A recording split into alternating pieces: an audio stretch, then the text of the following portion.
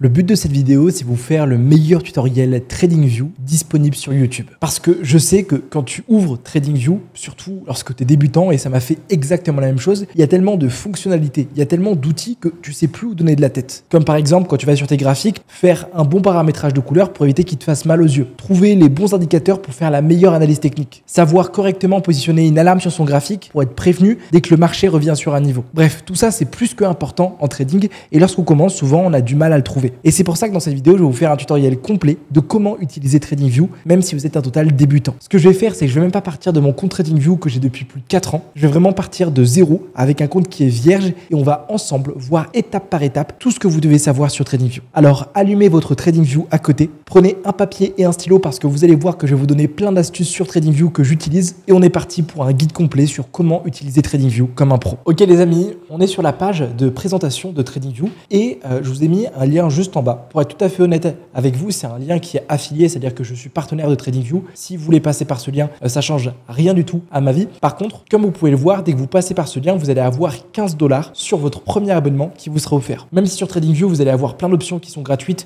notamment utiliser des graphiques. Et je vous recommande même, si vous êtes débutant, de ne pas payer un abonnement. Mais au moins, vous saurez que dès que vous voulez prendre un abonnement, vous allez avoir 15 $ de réduction en passant par le lien juste en bas.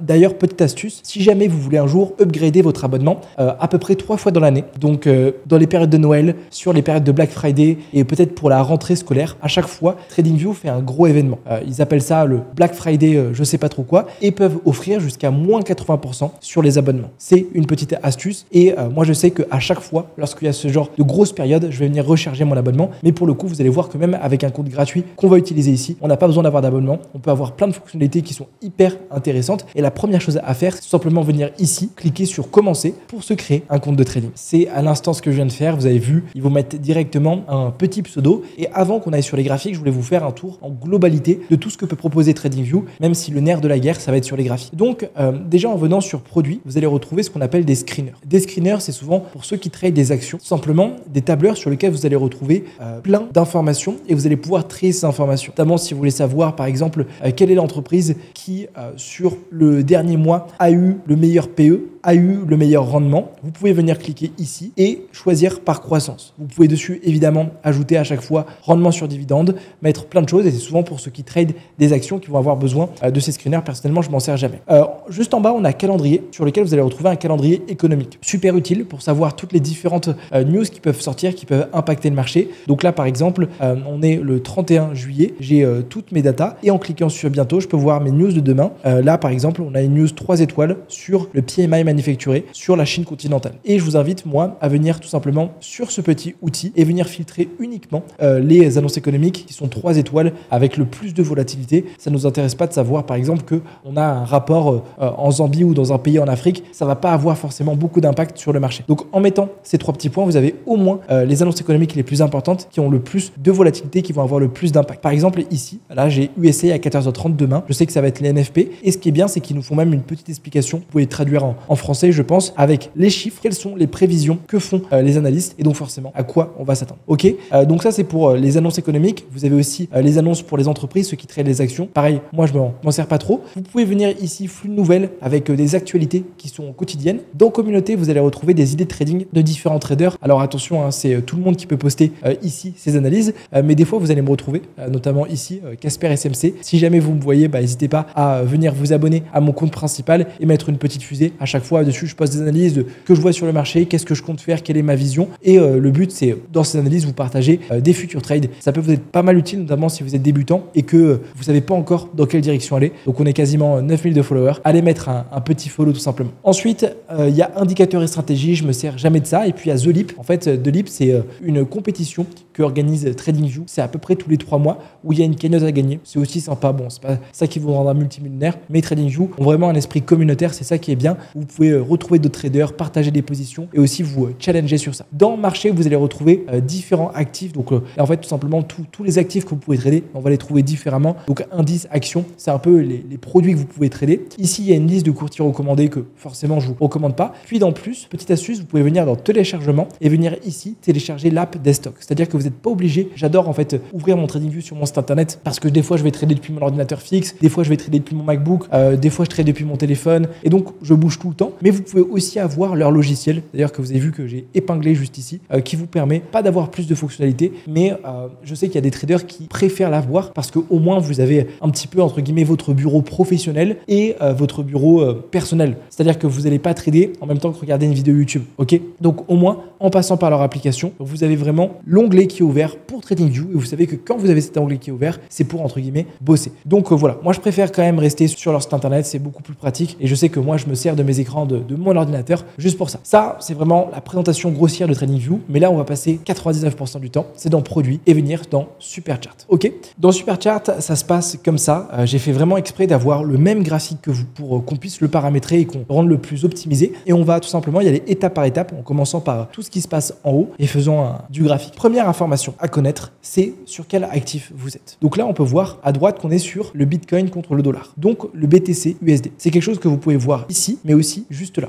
Ok, BTC USD. Je me suis mis cette petite outil jaune, je pense que ça va être plus facile, surtout lorsqu'on va rentrer en précision. Et vous pouvez, en cliquant là, dans la petite loupe, choisir d'autres actifs. Donc si par exemple, vous voulez trader l'euro contre le dollar, vous pouvez mettre euro USD. Cliquez ici et avoir le cours de euro USD. Si vous voulez regarder le cours du CAC 40, vous mettez CAC 40. Aussi simplement que ça. D'ailleurs, j'ai appris ça après, je pense, 5 mois à utiliser TradingView. Vous avez en réalité même pas besoin de venir ici dans la petite loupe. Vous avez juste besoin de taper sur votre clavier XAU USD et automatiquement, vous avez le XAU USD qui ressort. Ok, donc là, vous avez votre bear et ensuite, à droite, il y a ce petit plus qui permet de comparer un symbole. Donc là, par exemple, on est sur l'or contre le dollar américain. Eh bien, je peux comparer l'or à un actif. Ça peut être par exemple le XAG, qui est tout simplement le cours de l'argent. Et en fait, vous pouvez du coup comparer ces deux actifs et il y a des traders qui vont trader ce qu'on appelle le spread. C'est-à-dire que souvent, on peut voir que le XAUSD est corrélé au XAG. C'est-à-dire que quand le XAUSD descend, souvent le XAG, l'argent descend. Et par exemple, là, on a un spread qui s'est fait. C'est-à-dire qu'on a une différence. On a l'argent qui a chuté juste ici, alors qu'on peut voir que l'or depuis les derniers jours a rangé. Donc c'est souvent comme ça que les traders vont se servir. Personnellement, je ne me sers jamais des corrélations. Je trouve ça beaucoup trop compliqué et je préférais l'analyse technique. Pour venir supprimer l'outil, vous allez pouvoir venir ici et aller sur la petite corbeille pour le supprimer. Je voulais vous partager ce petit outil. Ensuite, ici, ça va être intéressant, c'est nos intervalles de temps. Là, je suis en 5 minutes. C'est-à-dire que chaque bougie sur mon graphique vaut 5 minutes. La bougie que vous voyez ici, c'est la bougie de 18h10. La bougie que vous voyez juste avant, c'est la bougie de 18h05. Celle encore d'avant, de 18h. Ok ? Et si je me mets en 1 heure, chaque bougie égale 1 heure. Vous pouvez venir ici et je vous recommande à chaque fois, les intervalles de temps que vous allez utiliser régulièrement, venir mettre ici une étoile. Donc, mettre le 1 minute, le 5 minutes. Je vous recommande le 15 minutes, le 30 minutes, le 4 heures, le 1 jour, le 1 semaine, même le 1 mois, le 3 mois, etc. Et comme ça, vous n'allez pas avoir besoin, pour changer d'intervalle de temps, venir ici, sélectionner automatiquement ici. En un clic, vous allez pouvoir switcher sur vos intervalles de temps. D'ailleurs, qu'est-ce que je voulais rajouter? Sur votre clavier, vous pouvez en fait tout simplement, au lieu de cliquer, venir écrire 15. Si vous écrivez 15, vous allez avoir cette fenêtre qui va s'ouvrir avec ici, tout simplement, l'intervalle de temps que vous voulez sélectionner. Donc là, j'ai mis 15 comme 15 minutes, je suis en 15 minutes. Si je mets 30, j'ai 30 minutes. Si je veux aller en weekly, je mets 1 et un W et ça fait tout simplement une semaine. Aussi simple que ça. Ok, dans tous les cas, c'est des astuces que je vous donne, mais vous allez voir qu'avec le temps, à force d'utiliser TradingView, vous allez avoir ce réflexe. À droite, vous avez le type de bougie que vous voulez utiliser. Moi, je vais toujours utiliser ces bougies, ok, celle-ci, ok, les deuxièmes, donc c'est des chambres de lit japonais, mais vous pouvez aussi configurer un graphique avec une droite. Alors, c'est beaucoup moins précis.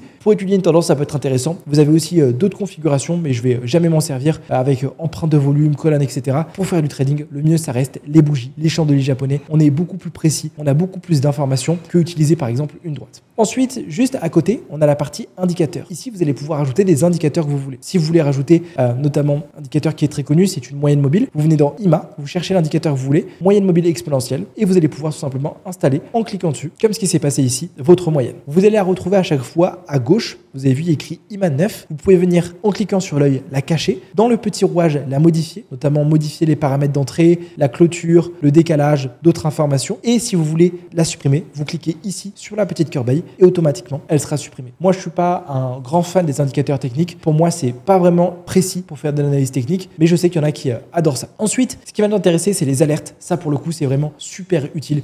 Vraiment, configurer-les proprement. Les alertes, ça permet quoi? Ça permet de recevoir une notification lorsque le marché va revenir sur un niveau. Donc là, j'ai cliqué dessus. Je peux choisir le symbole que je veux. OK. Je peux choisir conditions. Et enfin, qu'est-ce que je veux? Quand l'alerte va se déclencher? Est-ce que ça va se déclencher lorsque le marché va le casser par le haut? Est-ce que ça va se déclencher lorsqu'on va être à l'intérieur du canal? Est-ce que ça va se déclencher lorsque on va avoir plus petit que? Moi, à chaque fois, je vais mettre croisement. Vous pouvez mettre ici la valeur. Moi, je vais jamais le faire comme ça. Je vais le faire à la main. Je vais vous montrer après. Le type de déclenchement, l'expiration, et vous pouvez même mettre ici un message. Donc si par exemple, c'est une zone future trade, vous pouvez écrire future trade. Et comme ça, vous serez averti si jamais vous avez cette cette alarme. Et je sais que moi, dans notification, vous allez pouvoir ici configurer là où vous voulez recevoir la notif. Est-ce que vous voulez la voir dans l'app? Est-ce que vous voulez avoir uniquement notification Toast, c'est-à-dire que vous allez recevoir ici une petite notif? Est-ce que vous voulez qu'on vous envoie un mail avec ça? Est-ce que vous voulez qu'on vous joue un son? Moi, je vous conseille de faire jouer un son. Ça permet, en fait, je vais vous faire écouter. Ça fait un petit ting.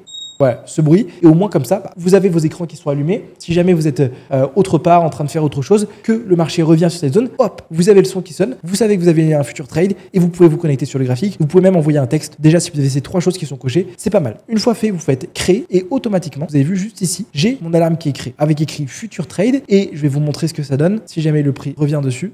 Hop, vous avez vu, ça a sonné avec écrit Future Trade. Si jamais je veux venir en placer un nouveau, ce que je peux faire, c'est que je peux faire un clic droit et je vais faire ajouter une alerte sur mon graphique. Moi, je vais tout le temps le venir faire comme ça. Je vais jamais en réalité passer par ici. Toujours clic droit, ajouter une alerte sur le XAUSD. Ici, faire créer et je vais pouvoir venir ici jouer avec mon alerte. C'est-à-dire que je vais jamais venir rentrer un chiffre précis. Là, je trouve que c'est trop chronophage. Je vais préférer le prendre et le glisser sur ma future zone. Donc là, je sais que par exemple, là, j'ai une jolie zone d'achat sur laquelle je vais pouvoir travailler. Je pose mon alerte. Pareil ici, clic droit, alerte, hop, créer. J'ai mon alarme qui est positionnée. Aussi simple que ça et c'est vraiment super utile. Je en positionne 4 à 5 par session de trading parce que au moins j'ai pas besoin d'être sur les graphiques, j'ai tout le temps mon alerte qui sonne. Ensuite, il y a l'outil Replay. Alors l'outil Replay, c'est un outil qui est disponible que pour les personnes qui ont le plan premium et ça permet en fait de faire des backtesting. Donc comme vous pouvez le voir, moi je peux pas le télécharger, mais en fait vous pouvez venir choisir un endroit au hasard sur vos graphiques et venir avec ce petit bouton accélérer le prix et c'est vraiment super utile si jamais vous voulez vous entraîner sur une stratégie et par exemple vous entraîner sur qu'est-ce qui s'est passé il y a 10 jours. Ok, moi je sais que quasiment tous les week-ends, je vais en mode replay et je vais même venir ici, pas dans sélectionner la barre, mais faire sélectionner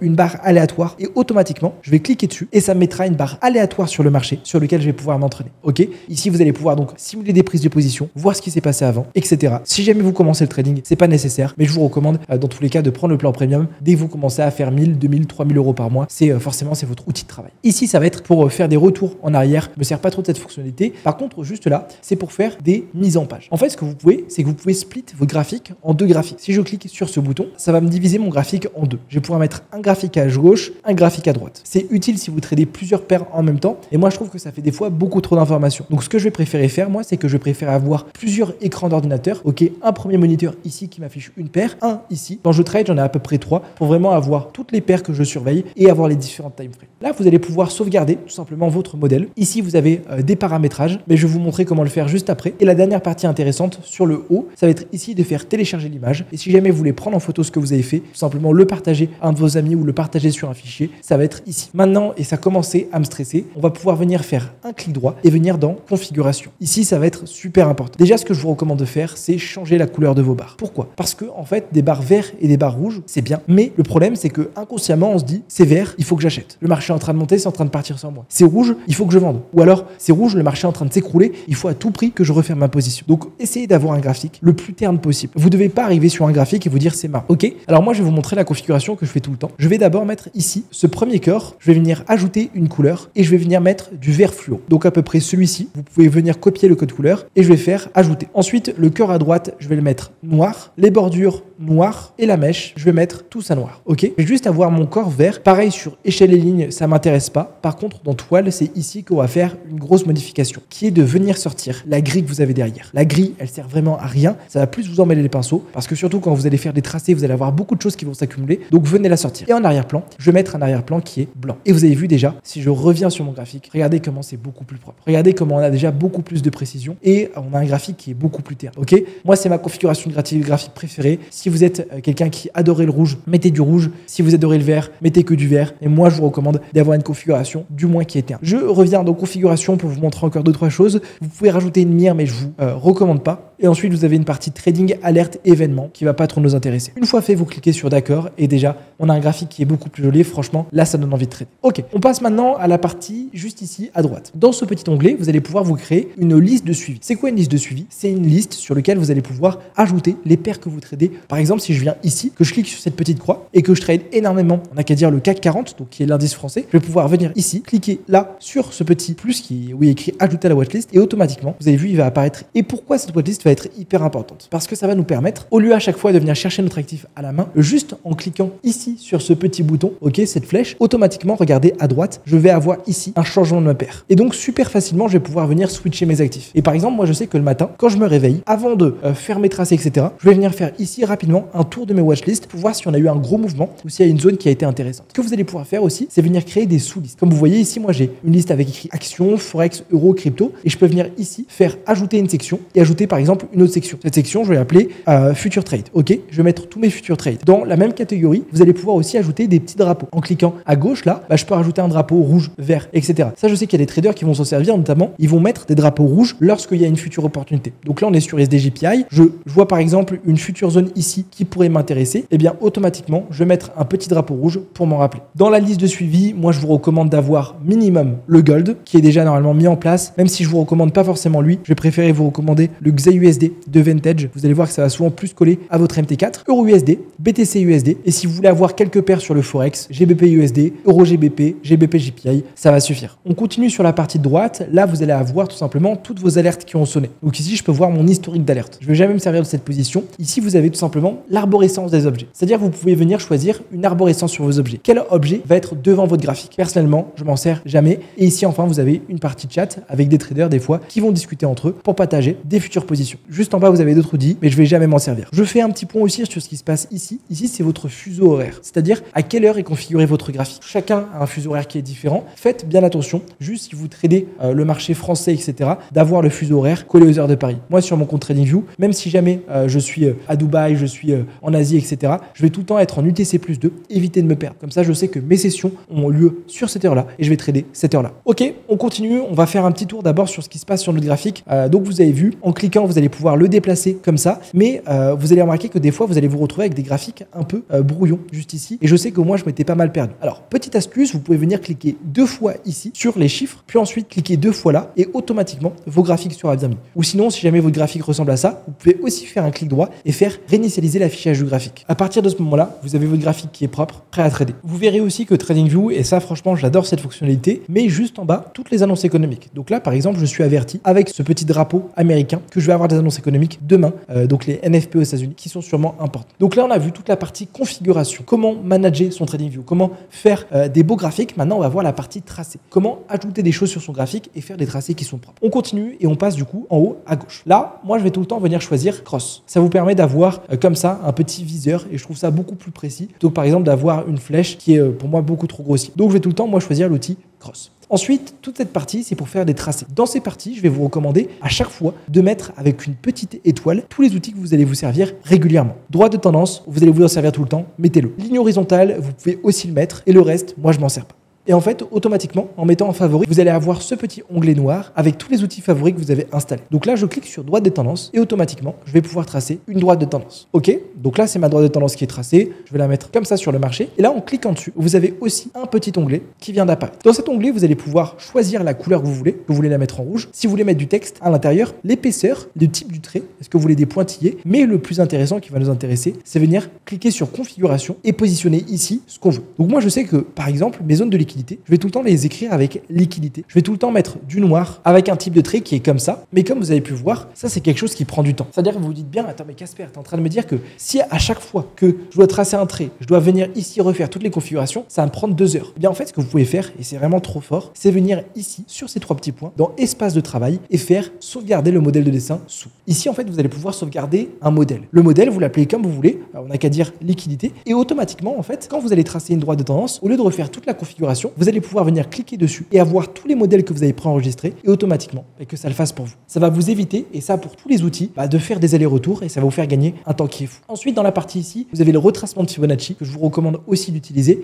et le reste, je m'en sers pas. Franchement, le cercle de Fibonacci, vous avez vu, c'est pour moi un non-sens. C'est pas du tout comment m'en servir. Dans la partie motif, je me sers de rien, mais ensuite sur la partie projection, je vais tout le temps avoir projection longue et projection short qui vont avoir des étoiles. Ça va permettre en fait de simuler des positions. Par exemple, ici, si je veux simuler que je prends un achat, je peux venir ici dans position longue et cliquer sur mon point d'entrée. Je vais du coup avoir ma position ici et en appuyant dessus, je vais pouvoir drag and drop mon stop loss. Donc par exemple, je sais que je veux mettre mon stop loss ici et que je mène mon take profit sur ce niveau. Et bien là, ça simule le trade que j'ai envie d'exécuter sur mon broker. Et ça va me donner plusieurs informations. Notamment ici, à l'intérieur, vous avez vu de la box, j'ai le ratio risque-récompense. Combien je vais gagner pour combien je vais risquer sur le trade. J'ai aussi la taille de mon stop loss. Avec ici, vous avez vu le montant 750. Donc 750 pips. Mais ça permet aussi de se projeter. C'est-à-dire que je sais que je vais attendre ce scénario sur mon compte de trading. Et moi, ce que je vous recommande de faire, c'est mettre des alarmes tout simplement en faisant votre clic droit sur votre take profit et sur votre stop loss. Au moins, moins, vous avez un vrai tracking qui est fait et vous savez quand le marché va venir vous chercher en perte ou vient vous chercher sur votre TP. Je retourne dans cet onglet, donc il y a effectivement la même chose avec la position short, si jamais vous ouvrez une position vendeuse. Et le dernier outil de cette partie, ça va être intervalle de prix. Intervalle de prix, je vais aussi l'avoir en favori, comme vous pouvez le voir. Ça va nous permettre de mesurer la variation du marché. Ça va être super utile pour venir calculer son risque en trading. Je vous recommande d'aller voir une de mes vidéos YouTube où je vous explique comment calculer votre risque en trading. Et vous avez vu, j'ai juste à, pareil, tirer. Si je veux savoir taille de mon stop loss, je tire. Je sais que j'ai 3000 pips de stop loss. Aussi simple que ça. D'ailleurs, je vous ai